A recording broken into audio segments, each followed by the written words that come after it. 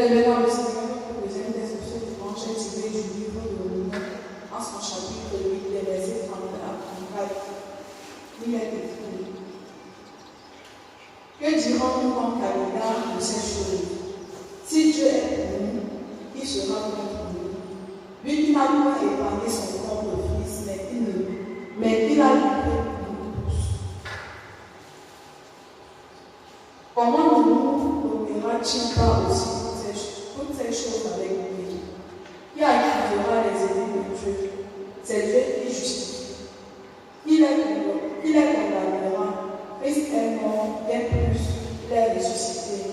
Il est à la droite de Dieu et il intercède.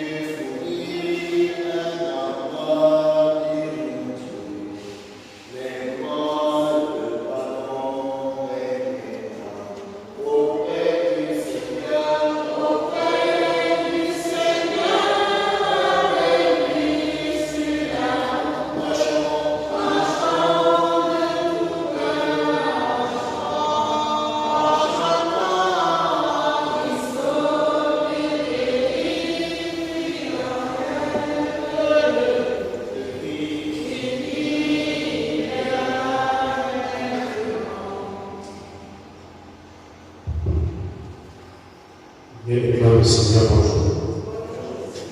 Notre troisième texte est tiré de l'évangile de Marc, chapitre 9, du 2e au 10e verset.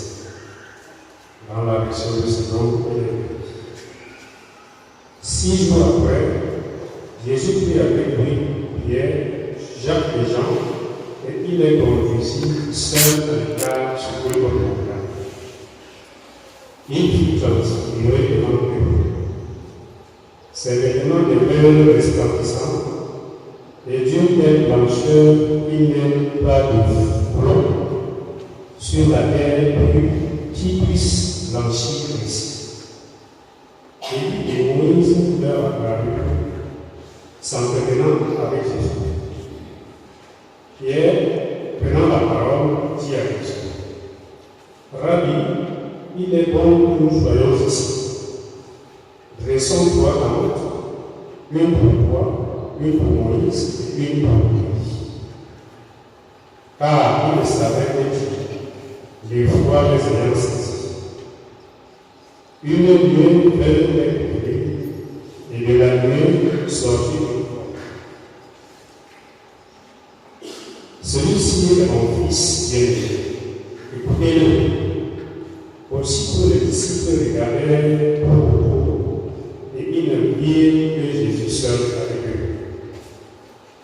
Comme ils descendaient de la montagne, Jésus leur recommanda de ne dire à personne ce qu'ils avaient vu, jusqu'à ce que le Fils de l'homme soit ressuscité des morts.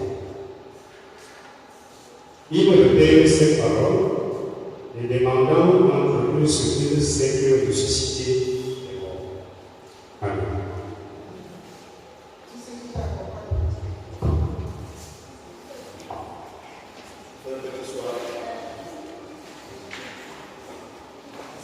Thank you.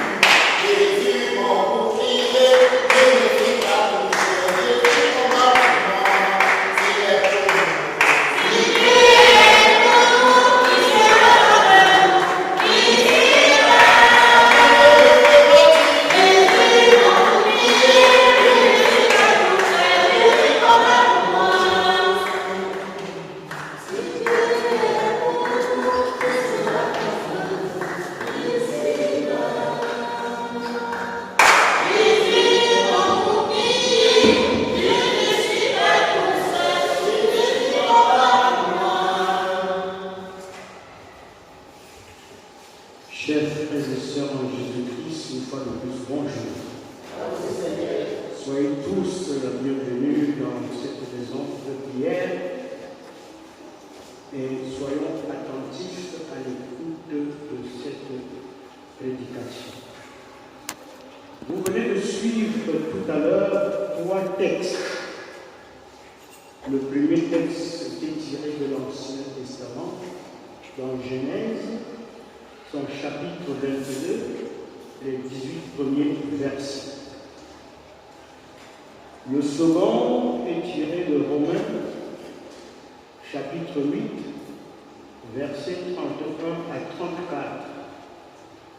Et le texte de l'Évangile est tiré de Marc, le chapitre 9, du verset 2 au verset 10.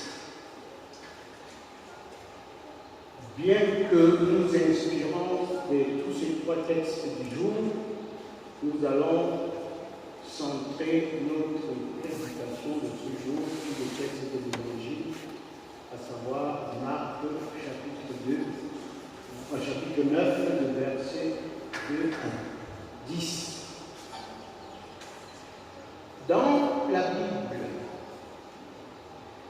ce texte a été intitulé la transfiguration.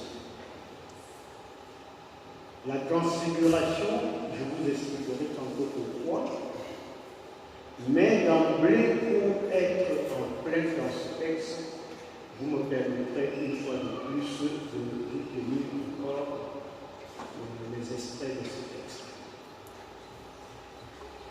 6 jours, on nous dit 6 jours après, Jésus prit avec lui Pierre et Jacques et Jean, et il les conduisit seuls à l'écart dans une haute montagne.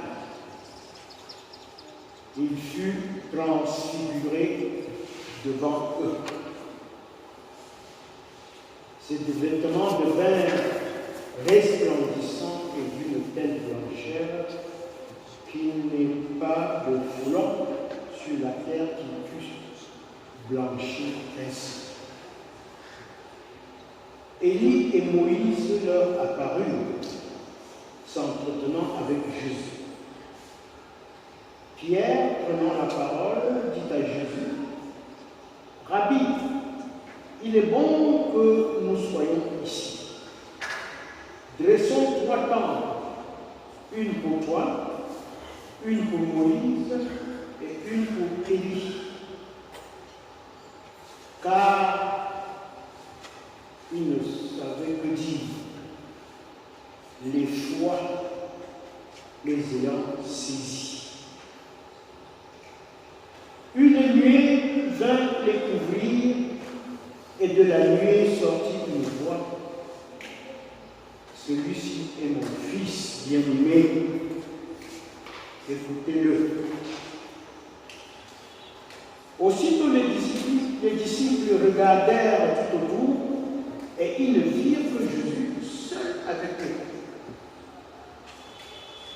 Comme ils descendaient de la montagne, Jésus leur recommanda de ne dire à personne ce qu'ils avaient vu, jusqu'à ce que le Fils de l'homme fût ressuscité des morts.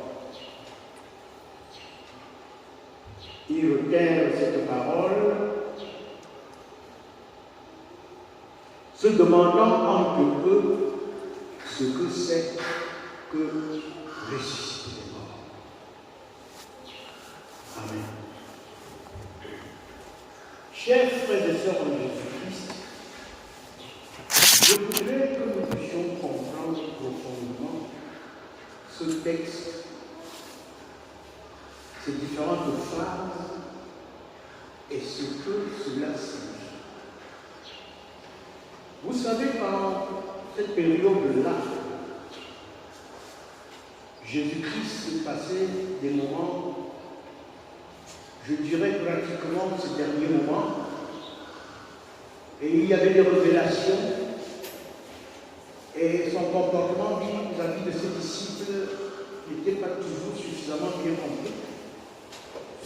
Mais il y avait des gestes. C'est pour ça que cette transfiguration que l'auteur caractérise d'un miracle a un peu bouleversé ceux de ses disciples qu'il avait pris avec lui pour aller à cette montagne. Je voulais parler de Pierre, Jacques et Jean.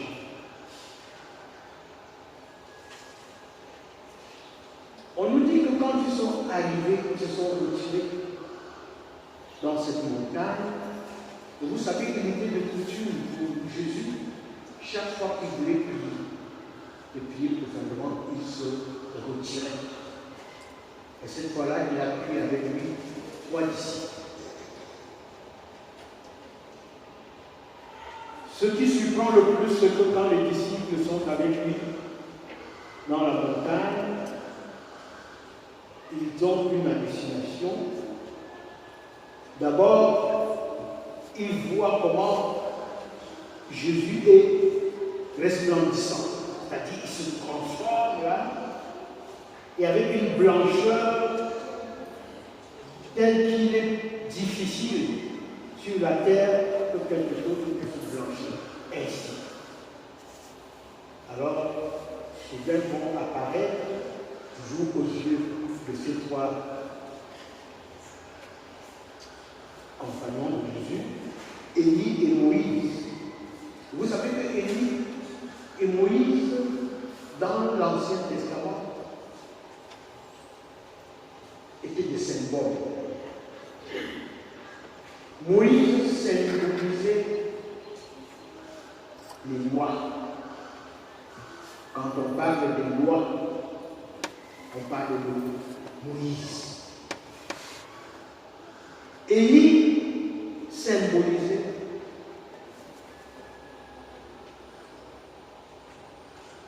les apôtres. Et ces personnes qui réapparaissent en train de s'entretenir avec Jésus est quelque chose de mystérieux, surprenant, incompréhensible pour les disciples qui étaient avec Jésus. Alors, c'est là où on dit que Pierre va prendre peur.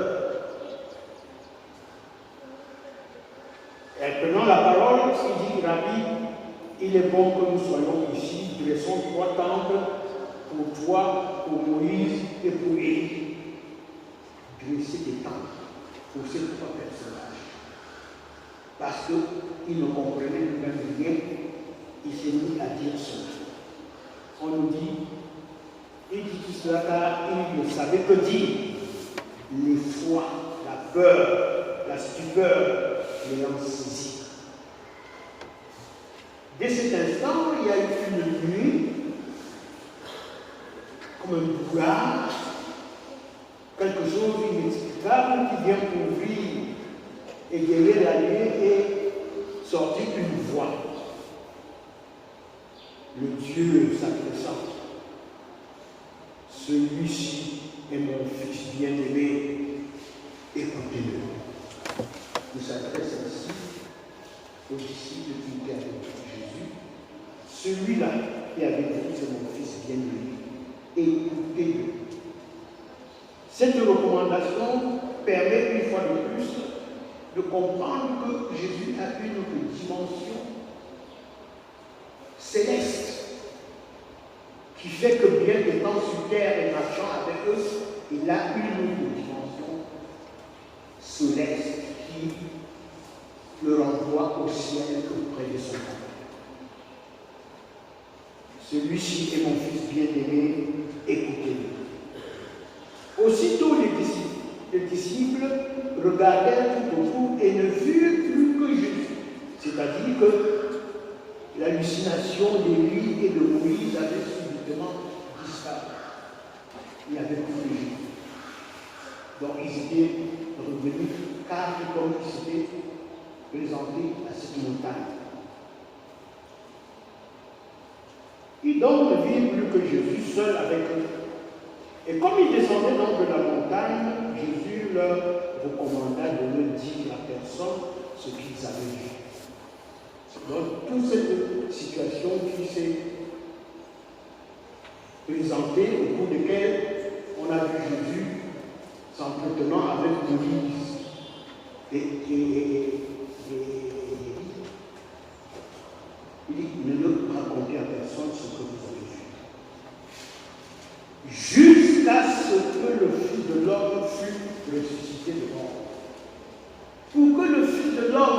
soit ressuscité de mort,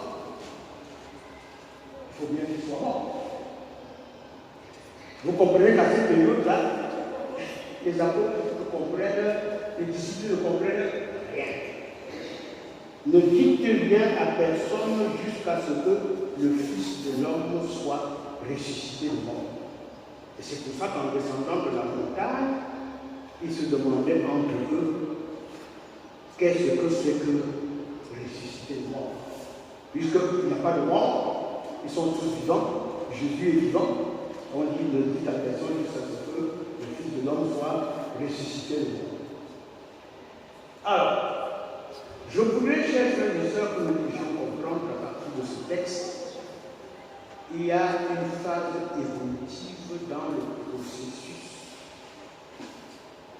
tel que Dieu a voulu pour que son Fils, partant de la terre, de la mort à la vie,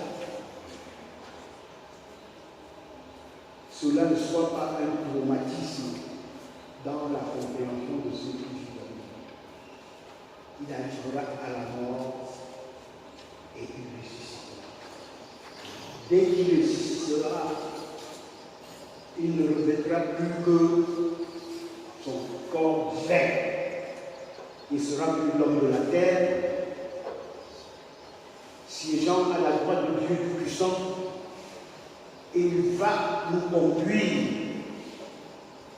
à être tous les enfants de Dieu et à marcher dans la bonne voie. Ça, c'est le principe.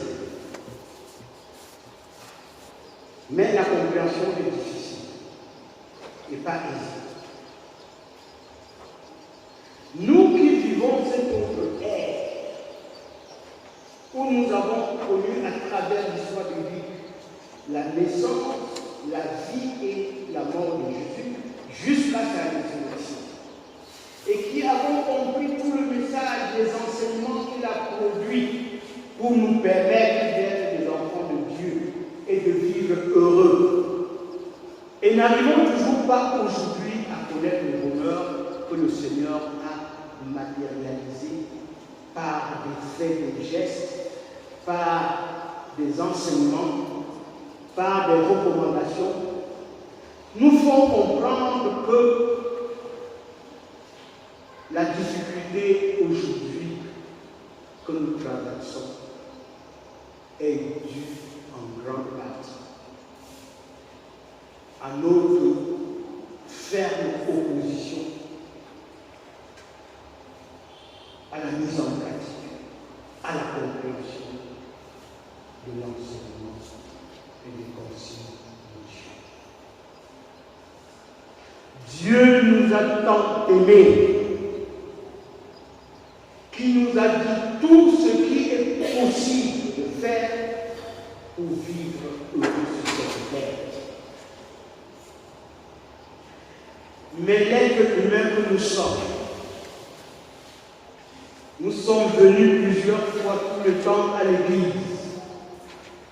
On nous dit ces écritures qui n'ont jamais changé, la manière de les comprendre et de les mettre en pratique pour être heureux. Mais, malheureusement, nous emboîtons toujours le mauvais pas. Nous cherchons toujours les voies de raccourci de la vie à travers les mauvaises informations, les mauvais conseils. Et c'est comme cela que nous tombons en difficulté et vivons nos difficultés de jour en jour, des difficultés qui vont grandissant, des difficultés qui nous plombent la vie. Chaque jour, on se dit, la vie aujourd'hui est plus difficile à vivre, est plus chère que hier. On dit même, cette vie aujourd'hui est moins dure qu'elle ne le sera demain. Justement parce que tous les voies qui concourent à nous donner la possibilité de vivre une vie heureuse, nous nous en éloignons. D'où vient-il qu'aujourd'hui nous soyons matériel, de vivre dans l'envie de tout avoir à nous, le matériel. Tout ce que Dieu a mis à la portée et pour l'éducation et le bien-être de ses enfants, aujourd'hui sont lapidés parce que chacun veut s'approprier un grand nombre. Vous volez dans le trésor public des sommes extrêmement grandes que vous ne pouvez même pas vous en faire. Ces vols qui concourent à ce que le bien qui devait être mis à la possession de tout le monde ne soit plus. D'où vient-il qu'aujourd'hui nous soyons en train de vivre avec l'électricité en intermittence? Un jour avec, un jour sans. Aujourd'hui de l'eau, demain pas de l'eau. Et quand l'eau arrive, c'est de la boue. Tout cela concourt à nous rendre malades. On est incapable de se soigner. Pourtant, Dieu a tout mis à disposition pour que dans sa saine gestion, nous puissions être des enfants heureux. Capables de dire, nous sommes des enfants de Dieu, des enfants bienheureux. Nous constatons que le regretter que nous ne le sommes pas, et ceci n'est pas de notre fait. Ceux-là qui, parce qu'ils ont quelques brises de pouvoir, s'en servent avec égoïsme, oubliant que tout le bien est pour intérêt public. À quoi servirait-il de chercher à être heureux tout seul, avec le bien que Dieu a mis au service de tout le monde? Vous êtes juste un mandataire chargé de la bonne gestion, et vous en faites une gestion horrible. Et le monde en souffre. Mais les enfants de Dieu ne devraient jamais, face à ce genre de situation, perdre complètement l'espoir. Dieu voudrait que nous soyons résistants, endurants, et forts, persévérants. Car c'est dans la persévérance qu'on peut anéantir le monde pour qu'il se fatigue de ses actes malfaits et nous donne la latitude de reprendre le dessus. Ne vivons pas comme des personnes résignées, condamnées, ne voyant que le côté négatif de la vie en disant nous sommes foutus, nous sommes perdus. Nous n'avons plus rien à faire, notre sort est signé. Le Seigneur nous dit non. Le Fils de l'homme dans son parcours, vous avez vu, sachant qu'il sera donné en sacrifice par son Père pour nous sauver, a enduré sans crainte, sans remords, le sort qui était le sien ou un lendemain qui était meilleur. Aujourd'hui, nous avons la vie parce qu'il a sacrifié la sienne.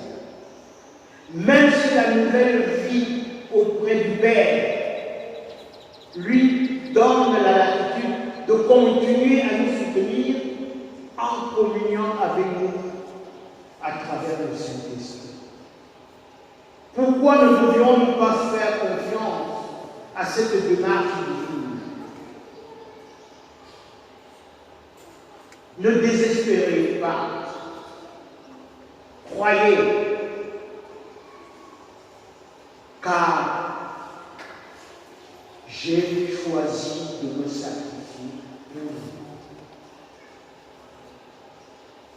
Tel est le message que nous devons comprendre de la venue et du départ de Jésus, ou ici à côté de son Père. Mais sachant que nous ne devions pas croiser les bras et nous laisser abattre. Ayons confiance en une force qui est la force de Dieu et opposons-nous à la résistance qui veut nous détruire complètement. Et disons qu'au fond de nous-mêmes, rien ne nous détruira aussi longtemps que nous avons confiance en Dieu. Mais l'ennui, nous sommes si nombreux qui donnons l'impression d'avoir confiance en Dieu, mais qui dans nos faits et gestes sommes très éloignés de lui. Et c'est pour cela qu'en fait, nous n'arrivons pas à sortir de cette difficulté, parce que nous n'y croyons pas. Le Seigneur a tout mis en œuvre pour que l'enfant de Dieu, en étant résistant et persistant, trouve le salut au bout du chemin. Les difficultés que nous traversons ne sont pas de nature à nous détruire. Nous ne serons jamais détruits. Mais c'est notre capacité à être résistants qui nous sortira de ce mal et nous permettra de reconnaître le bonheur que Dieu nous a accordé à travers tous les biens qu'il a mis à notre service.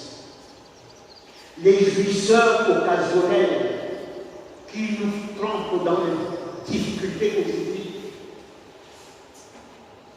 demain, nous serons plus capables.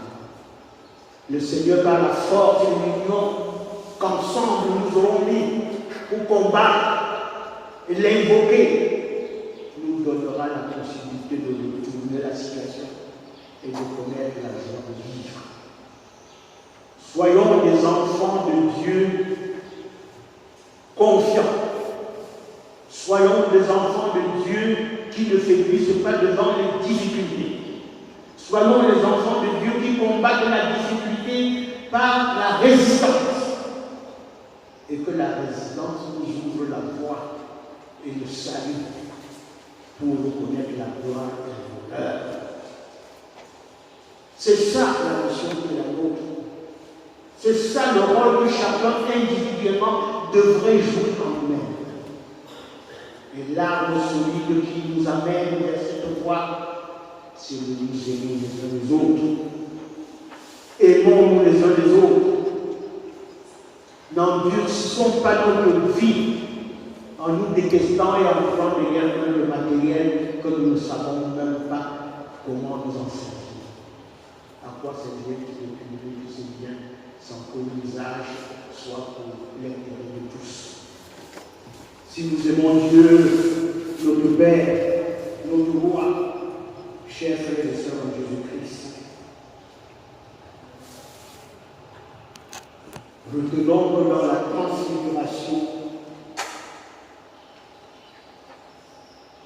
le texte que nous avons lu aujourd'hui nous a permis de comprendre que Jésus est le Fils bien-aimé et qu'il faut l'écouter.